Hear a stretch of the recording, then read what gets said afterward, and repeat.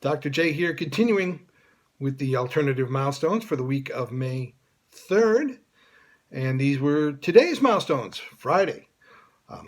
Roisin Murphy right there with the song Exploitation from her third album, Hairless Toys, which was released 5 years ago today. And believe me, I had to look up how to pronounce Roisin. And you might know her. She was originally part of a duo called Moloko. The song Pure Pleasure Seeker was one that was played on WBER quite a bit. Filter's debut album, Short Bus, was released 25 years ago today. We heard that huge song, Hey Man, Nice Shot. And contrary to popular belief, that song was not about Kurt Cobain. It was actually written before Kurt Cobain had committed suicide.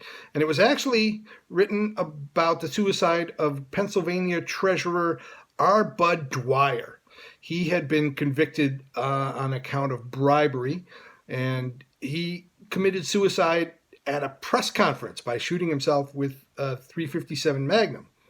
And he didn't hurt anybody else, and apparently Filter was impressed with that and wrote the song, Hey Man, Nice Shot, for him. It was 30 years ago today that Adrian Belew released his fifth solo album called Young Lions. And we heard one of his two collaborations with David Bowie from that album. That was Pretty Pink Rose. And at the time the album was released, he was actually out on tour with Bowie, his Sound and Vision tour. He was playing guitar and the musical director for that tour. And also 30 years ago today, the Bangles' Greatest Hits album, aptly named Greatest Hits, was released by their label. That was a contractual obligation album. The band had actually broken up when that came out.